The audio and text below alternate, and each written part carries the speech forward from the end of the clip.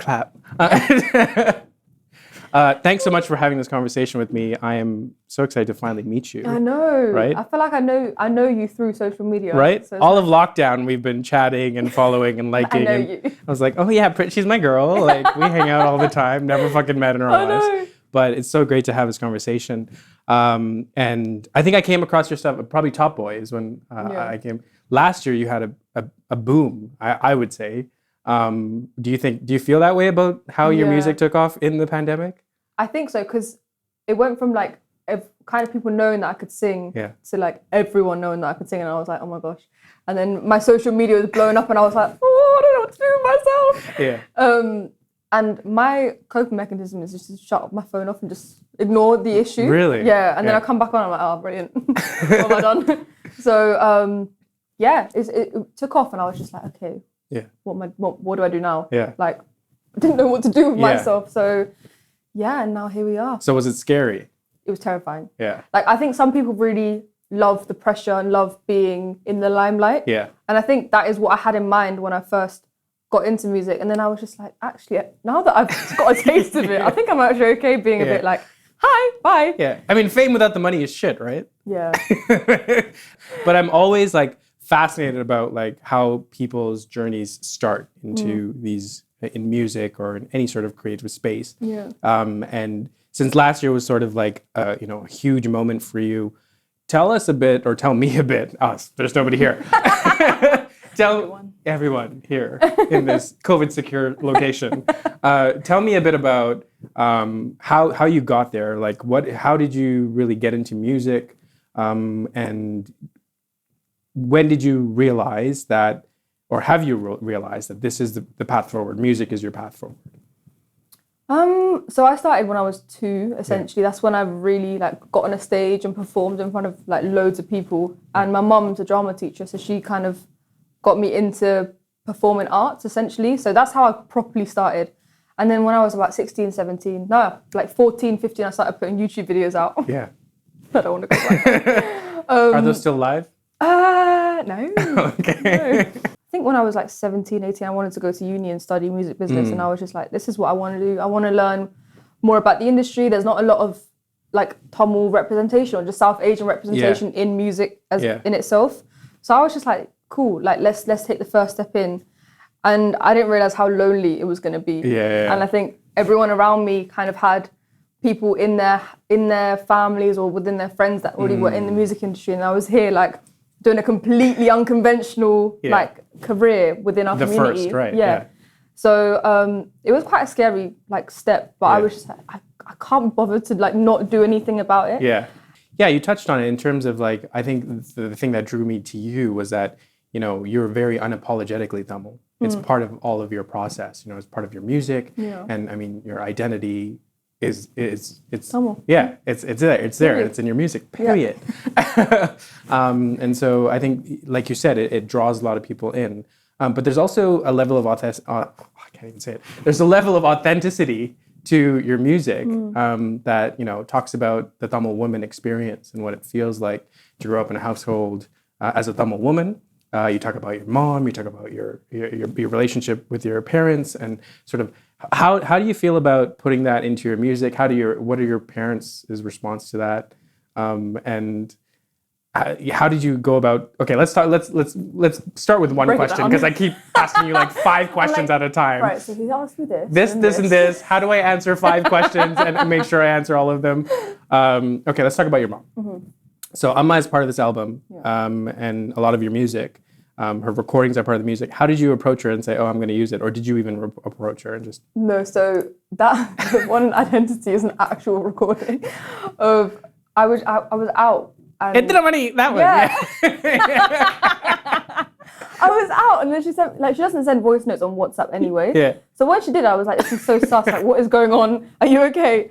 And then I was at uni, and I'm pretty sure I was out late or something like that. And I didn't answer her phone. And during first year, she was on my case. And then second and third year, she was like, okay, cool, you're living your life. I'll let you be. And my dad's like the complete opposite. He's like, yeah, do what you want. Just, if you have issues, don't come to me. And I'm like, all right then. So that's an actual recording that she sent me. And I woke up and I was creasing. I was like, why would you send me this? You couldn't just wait. and then it just reminded me of like how much it's not just me that goes through that kind of stuff. It's literally like most Tamil girls, and boys. And then I was just like, okay, cool, let me put it in a song.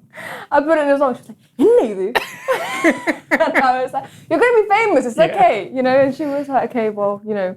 And to be fair, she was like, I can re-record it for you. I was like, it's not the same. It's not the same. Take her into the booth just to say, you grew up in South London. Yeah. South London. South London. Yeah. Tell me a bit about that. How is it being Tamil in South London? It's a community. Yeah. Like there's just loads of Tamils down there as well. Yeah. But I think it feels like home. Yeah. There's just so much that you grow up around and the people that you grow up around. Like a couple of the artists that are here, I know from like young. No way. Yeah. Okay. So it's so crazy that everyone just comes back to where we started. It's just like, oh my God. Yeah. And it just makes me happy to see like us thriving. Yeah. And I think times have changed and I just love it. I think, South London is just a sick place. Like, it's definitely something that I say with pride. Yeah. You are one of the first of many, I think, Tamil women paving the way. Recently, you were the first Tamil woman on BBC Sounds. Yeah, BBC Asian Network. Asian Network.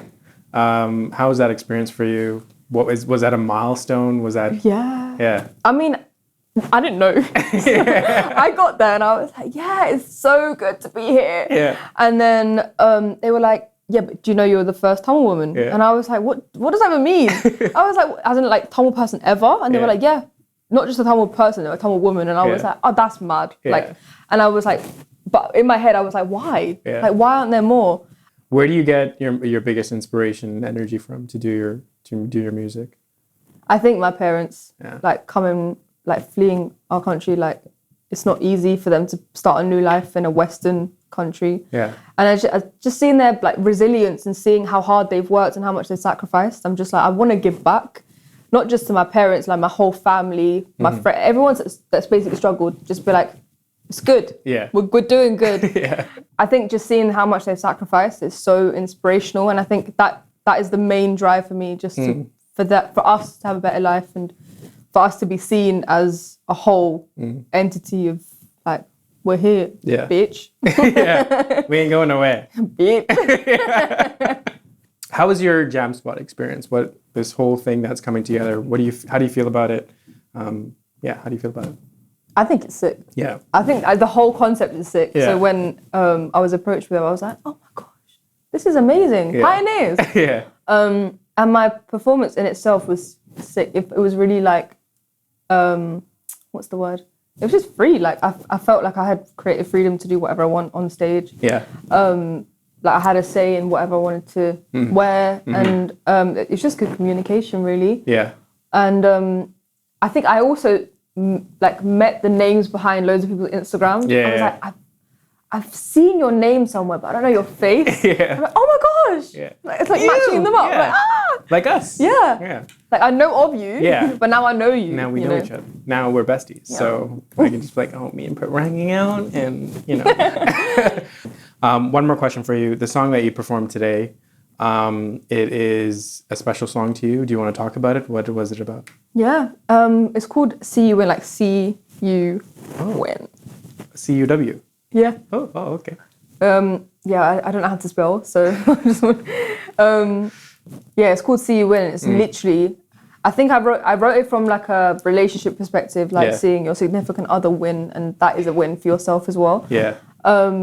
But it can be interpreted in so many different ways. Like, you're doing so well, I'm so happy for you. Whatever you're doing, I'm so happy for you. Yeah. And just saying it out loud, like I want to see you win. Yeah. That's it. Yeah.